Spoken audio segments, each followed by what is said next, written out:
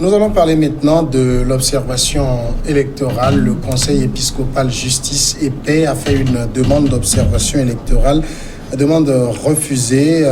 Donc, le Conseil ne pourra pas observer la présidentielle du 22 février prochain. C'est la conclusion donc à laquelle on parvient à la lecture de la lettre que le ministre de l'administration territoriale a envoyée au CEJP en date du 26 décembre. Le CEJP avait saisi le ministre pour solliciter une audience sur sa requête donc d'observation électorale, mais le ministre a répondu le 16 janvier dernier à ce courrier. Pour le ministre, les positions de la conférence épiscopale de la conférence des évêques du Togo, dont le CEJP n'est qu'un service, ont été éminemment partisanes sur les questions politiques, surtout la situation que le Togo a connue en août 2017. Le ministre a égrené les prises de position sur la recomposition de la CENI, de la Cour constitutionnelle, la révision du code électoral, des positions qui révèlent de troublantes coïncidences avec celles de l'ANC, de la C14 dans le passé. Et autre sujet d'inquiétude également pour le ministre, c'est bien l'absence d'informations sur les sources de financement dont dispose la conférence épiscopale du Togo pour cette opération qui emploiera, suivant la lettre adressée à la CENI, plus de 9000 personnes. En conclusion, je vous confirme que la demande d'observation des élections du Conseil épiscopal Justice et Paix n'est pas acceptée dimanche. Un regard sur cette décision de... Il faut l'appeler décision du ministre de l'administration territoriale. Je pense que c'est le conseil épiscopal. Oui, le conseil épiscopal Justice et Paix s'est placé déjà dans une posture qui démontre qu'il n'est pas suffisamment neutre. Et à partir de ce moment, il ne peut pas prétendre jouer un rôle réservé à ceux qui ont suffisamment une dose de neutralité à faire exprimer, à faire valoir. Et donc, à partir du moment où ce conseil a pris un certain nombre de positions jugées partisanes, et à partir du moment où même le conseil épiscopal du Togo prend des positions qu'on juge suffisamment partisanes, et que même des prêtres, pas des moindres, je dis bien des prêtres, pas un seul prêtre, des prêtres, point des moindres, qui sont soupçonnés être derrière le conseil épiscopal Justice et Paix. Ces prêtres ont suffisamment démontré leur aversion contre le pouvoir et donc ont déjà pris position contre le pouvoir. Je pense que le ministre de l'administration territoriale a suffisamment raison de dire qu'il ne voit pas de neutralité suffisante dans leur comportement pour leur accorder le titre d'observateur. Ambroise, vous partagez un peu la lecture de Dimas sur les arguments du ministre? Pas du tout, parce que moi j'ai plutôt l'impression que l'on veut organiser des élections de chambre. Et quand on veut organiser une élection de chambre, on ferme les portes, les fenêtres, jusqu'au rideau, on éteint même les lumières pour pouvoir faire ce qu'on veut et vous sortir les résultats. C'est ce que nous sommes... C'est là où le Togo est en train de tendre. C'est-à-dire que nous tendons vers cette situation-là. D'abord, il n'y aura pas d'observation électorale étrangère, comme l'Union européenne. Parce qu'on vous dira que nous sommes prêts à financer sur fonds propres notre élection. Et ça aussi, ils l'ont découvert très récemment. Et comme ça leur marche, ils ont pris cette route-là, ils y vont. Maintenant, dans tous les pays au monde, il y a des observateurs nationaux. Oui, domestiques. Celle qui peut être crédible, je crois à mon sens, c'est pas forcément celle de la société civile, mais c'est ceux-là qui viennent du monde religieux. Je m'étonne, parce que les gens ont vu l'expérience de la Cinco au Congo. Ils ont peur que des gens sortent d'autres résultats qu'eux ils auront fabriqués pour envoyer au peuple. Parce que la preuve, c'est que ça s'est passé avec l'ANC, au César. J'étais là. J'ai participé à une élection, j'ai des fédérations, j'ai des gens dans les bureaux de vote. C'est normal que je puisse recouper. Pendant plus d'une semaine. je puisse recouper Pendant plus de tout, semaines. je puisse recouper tous les procès-verbaux pour donner mes résultats. Je ne peux pas traverser les résultats tant que tous ces procès-verbaux ont été signés par les délégués des bureaux de vote et du président du bureau de vote. Maintenant, qu'on me dise que je ne peux pas, moi non plus, dans mon QG, comme ça se fait en Europe partout, compiler mes résultats, les posséder et les jauger par rapport à ce qui sera publié. Je dis que nous ne sommes pas dans un pays démocratique, nous sommes dans une pure dictature que d'ailleurs des économistes a confirmé dans son rapport de classement toute dernière fois. Maintenant, qui va observer maintenant les élections? Parce que seuls les observateurs, je ne parle pas de la CEDEAO et des autres, parce qu'eux, ils viendront avec une famille consacrée. Les incidents que nous avons remarqués ne sont pas de nature à mettre en cause les résultats. Et ils vont partir avec des ça se dit entre griffes, des valises et autres. Ça va leur problème. Parce que quand vous mangez sur le dos d'un peuple qui crie, comme quelqu'un qu'on a tué, qui crie vers Dieu, demain vous allez payer ça. C'est pour vous dire que, comme il n'y a pas l'Union européenne, les Togolais n'ont plus foi en cette élection. Mais les Togolais se disent, quoi qu'il en coûte, ils iront à cette élection. Mais en ayant confiance, tu me fais quelque chose. Non, les Togolais sont obligés d'aller aux urnes parce qu'il y en a des gens qui ont je vais terminer. Qui ont 70 ans, qui ont déjà les feuilles blancs, avec les mêmes familles qui ont au pouvoir. Ce n'est pas normal. Et maintenant, vous voulez encore nous obliger à aller à une élection au cours de laquelle on n'aura pas à proclamer les résultats bureau de vote par bureau de vote. Ça, c'est un déni de droit. D'accord. C'est un déni de droit. Quand on reproche, par exemple, le ministre reprochait la dernière lettre pastorale de la conférence des évêques du Togo, où il trouvait que les positions étaient... la lettre a un peu tensé le gouvernement. En même temps, vous vous rappelez la sortie de cette lettre, elle a été très critiquée par quelqu'un comme le professeur Doucet, qui trouvait que la conférence épiscopale a biaisé le sujet. Non, ça ne suffit pas de voir, ça ne suffit pas pour voir en ces lettres des prises de position qui sont des prises de position reprises de l'opposition. C'est-à-dire que c'est des prises de position de l'opposition carrément que le conseil épiscopal a repris. Oui, mais on a l'impression que le ministre leur dit: vous ne devez pas nous critiquer, caressez-nous toujours dans le sens du poil. Non, c'est pas ça. Mais quand ils disent la vérité, ce que le ministre... Non, mais qu'est-ce que vous appelez vérité? Je pense que la vérité dans un pays, pour ceux qui se veulent religieux, c'est la loi. C'est la loi. Et donc, à partir du moment où on mépris de la loi électorale du pays, le conseil des évêques du Togo et le conseil épiscopal, et le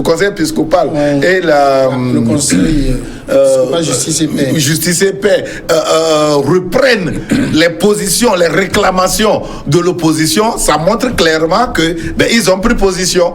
Ils ont pris position. Ils ont tenté l'opposition dans ça ne suffit pas. Qualifiant d'une je pense qu'ils doivent se baser, si à un moment donné, il ne leur revient pas d'imposer une loi dans ce pays.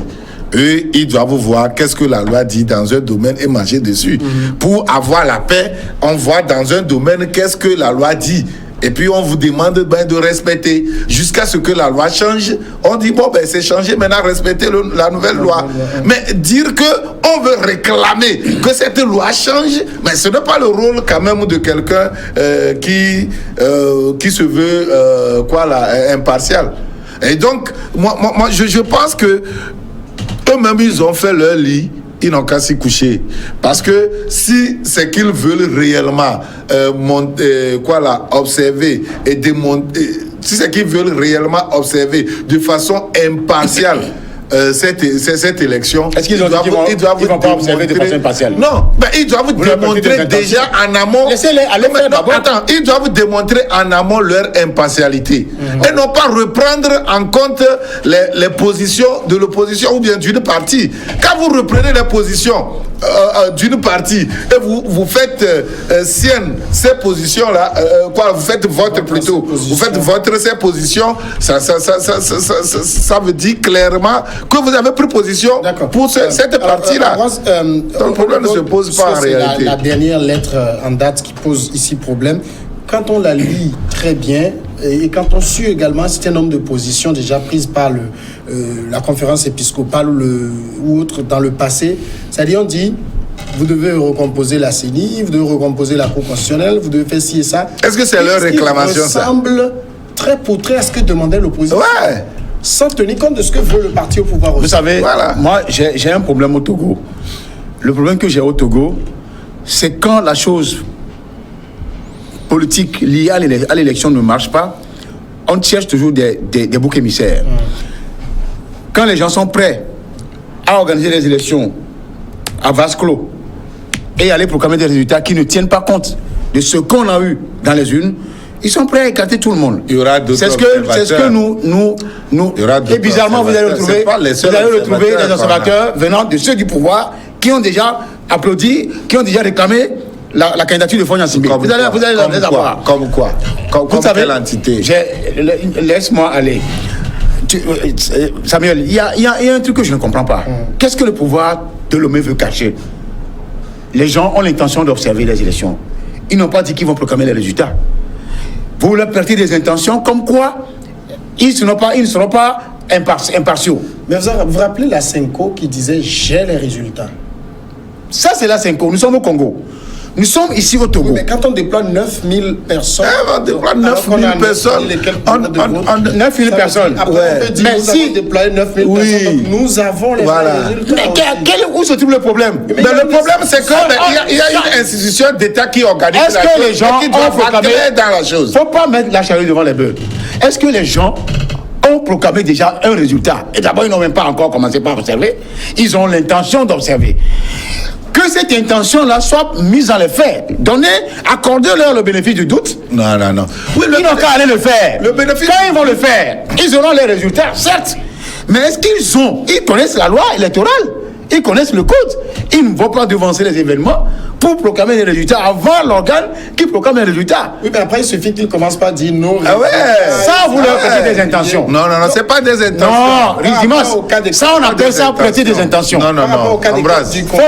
Faut pas surfer sur le cerveau des gens. Ambroise. Les gens, même si, à un moment donné, ils le disent, au Togo, le régime EPT n'a jamais gagné les élections. Comment ça tu le sais? Je me rappelle du cas 98. Tu sais comment? Quand Awanana a vidé les lieux et que même aille prendre le micro, dit que Eyadema, c'est 98. C'est différent. Et que même aille prendre le micro, disent que c'est Eyadema qui a gagné les élections. C'est différent. Alors que toutes les chancelleries savaient que Eyadema n'avait pas gagné les élections. Les mêmes cas se sont produits certainement en 2003 avec Baba Kitani.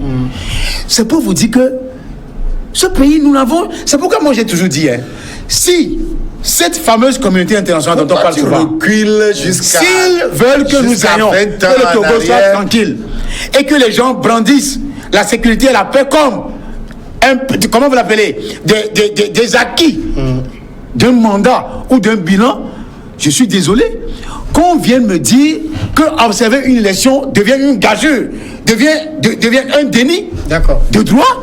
Est-ce que un déni politique? Est-ce que vous n'avez pas aussi l'impression, parce que quand on dit, par exemple, au Conseil épiscopal Justice et Paix, la conclusion, c'est que je vous confirme que la demande d'observation des élections du Conseil épiscopal Justice et Paix du Togo n'est pas acceptée. Oui. Le pouvoir concourt également à ce scrutin. C'est la peur. Et c'est lui qui choisit qui observe et qui n'observe pas. Ce n'est pas le ministre. C'est le ministre. Attends, ce n'est pas le ministre qui s'est fait cette loi. C'est une loi du pays. C'est pas basé sur une loi. Il n'y a aucune loi. Et puis il n'y a aucune loi. Interprétation de quoi? Vous avez pris telle position, vous avez fait ceci dans le passé. Donc je vous qui accrédite d'abord? C'est un jugement. C'est ce que je veux dire. Moi, qui accrédite d'abord? Mais c'est là-bas où il faut regarder. C'est là-bas où il faut regarder. Il est issu d'un parti. Un jugement. Le ministre est issu d'un parti qui concourt. Il agit là-bas en tant que ministre, en tant que membre du gouvernement, dans tous les pays du monde entier. En tout cas, dans tous même les pays les plus démocratiques, c'est le gouvernement qui organise les élections. Et donc, ce n'est pas une invention au Togo. Ici, ce n'est plus le gouvernement qui organise les élections. Ici, c'est une CENI. C'est un organe indépendant. Mais concomitamment avec le ministère Ce n'est pas lui qui l'organise. Le ministère de la décentralisation a son rôle à jouer dans l'organisation. Il participe.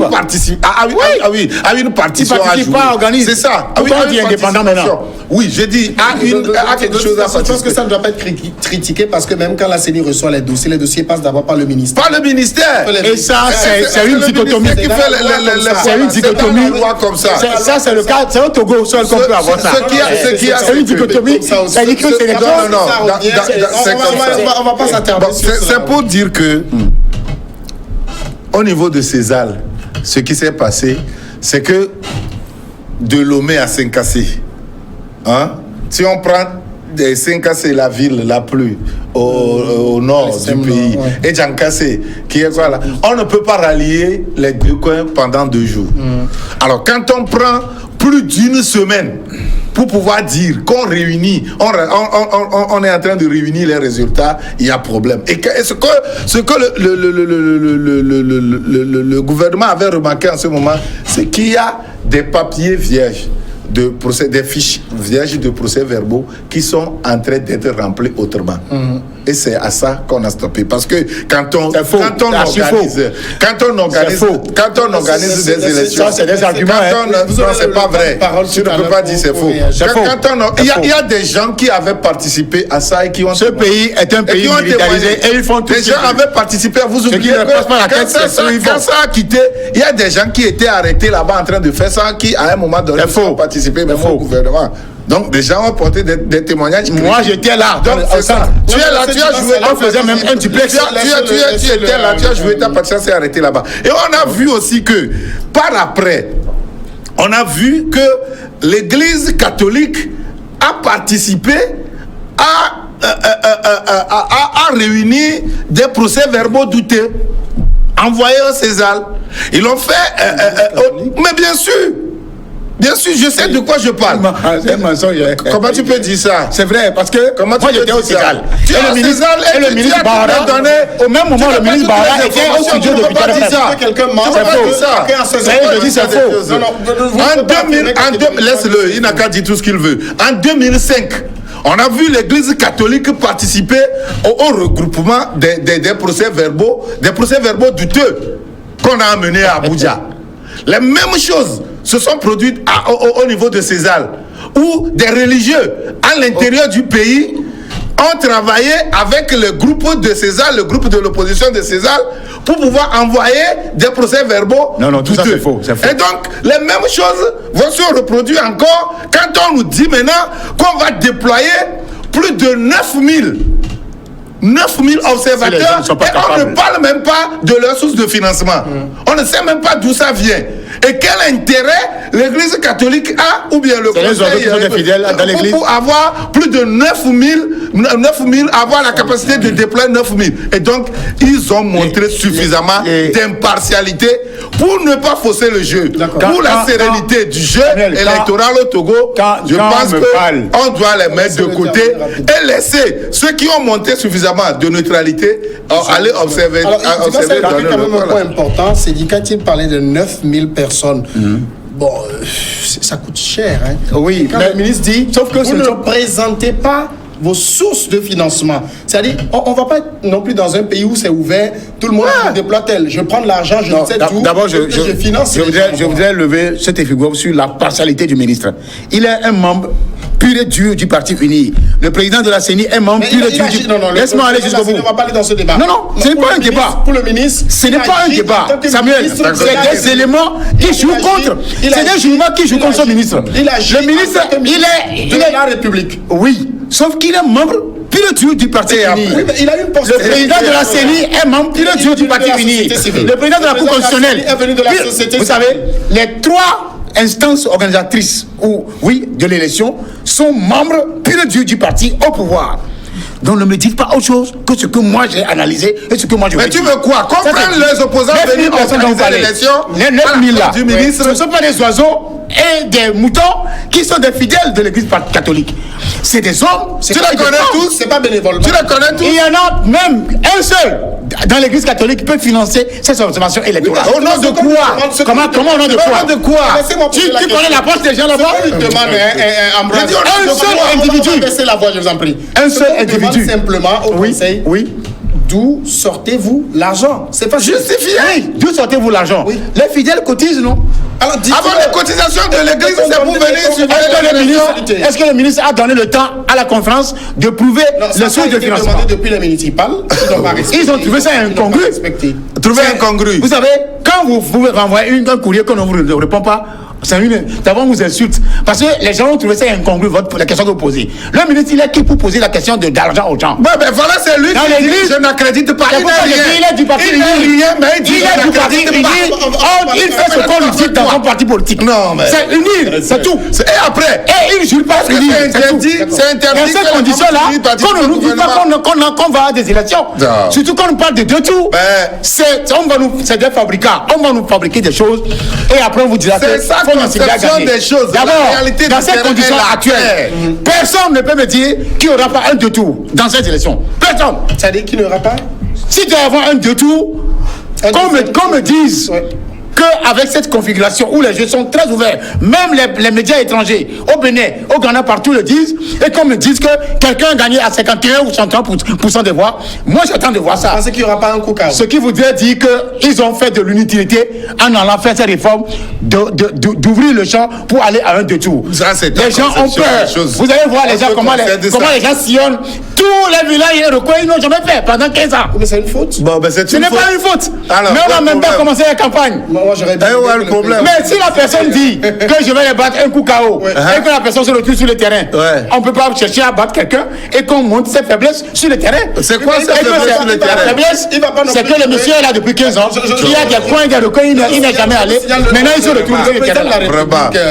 C'est quoi cette histoire? Un ministre qui est du parti, un président de la Cour constitutionnelle du parti, un président de la Cour, c'est lui qui parle. C'est moi qui ai la parole. Quand le président de la République a accepté son investiture, il a dit, je vous appelle à l'humilité, descendez sur le terrain, allez auprès des populations. Ne soyez pas dans la suffisance. C'est la peur qui a gagné le camp.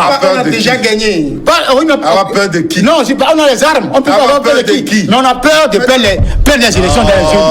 Si on n'avait pas peur, on devait accepter les observations électorales. On devait accepter la proclamation de bureau de pas le vote. Ceux-là qui seront ceux du parti uni.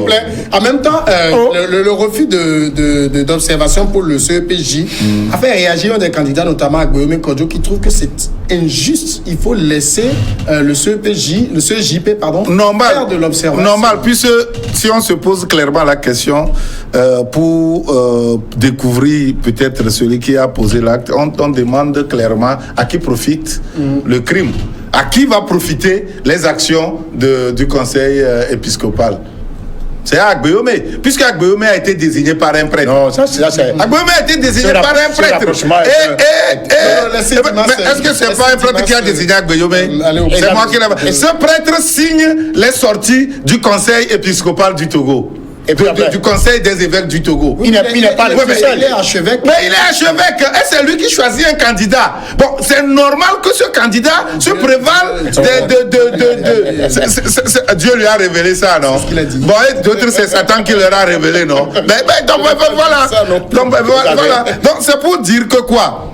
Agbeome sait pertinemment que ça va lui profiter. Et toutes les actions que ce conseil va mener va être à son avantage. Est-ce que vous êtes en train de dire que si éventuellement le 22 février, je ne sais pas s'il y a un deuxième tour, Faure Gnassingbé gagne, le conseil, si il avait des résultats, ne dirait pas, il a gagné à la loyale, il n'y a pas de problème?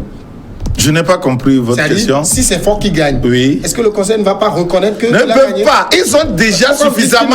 Oui, mais ils ont déjà. Pourquoi tu poses les intentions aux gens? C'est pas toi qui poses la question.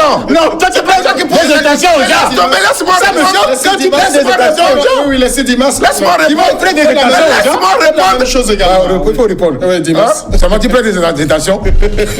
Tu n'es pas d'accord. Attends, ils ont montré suffisamment de partialité pour qu'on dise qu'ils ne peuvent jamais aboutir à ça. Si tu sais que tu vas faire un jeu, vous savez que même les arbitres sont recusés. Oui, à un moment donné, de par leur comportement, on les recuse à tous les niveaux. Même les juges sont recusés. quand on voit la connivence de ce juge avec le dossier, on les récuse. Et pourquoi ceux qui se disent observateurs et qui prennent déjà position pour un camp, pourquoi vous ne voulez pas qu'on les récuse? Mais c'est ça, donc on les voit incapables, puisqu'ils ont démontré de par le passé qu'ils sont incapables de montrer une neutralité dans leur prise de position. Et c'est pour cela qu'on les écarte. C'est ça, donc laissons ceux qui ont montré suffisamment d'impartialité pour faire le jeu, pour faire le travail. C'est ça. C'est un message envoyé à tout le monde. Si vous savez que vous êtes en position d'observateur, soyez suffisamment neutre. Ceux qui viennent de la CEDEAO, ils sont neutres. Ceux qui viennent de la communauté internationale, qui viennent raconter leur vie, en disant que tout ce que les gens ont vu, les unes qui ont été cassées, ils disent que tous ces incidents ne sont pas de nature à entacher la régularité. Qui sont ceux qui font appel à ce pays? Je vais poser une question. C'est pas l'opposition qui a fait appel à... Pourquoi Dimanche n'a qu'à me répondre, pourquoi? Je ne vais pas te répondre, puisque c'est pas toi qui pose la question. Non, c'est pas toi qui pose la question. Damien, je vais demander, pourquoi le pouvoir ne laisse pas l'Union européenne venir observer les élections? Parce qu'à un moment donné, est-ce que l'Union européenne... Mais c'est vraiment dommage patriotique et quelqu'un qui montre, qui crie toujours de patriotisme, qui dit qu'il veut... C'est dommage que... C'est pas toi qui crie du patriotisme patriotique.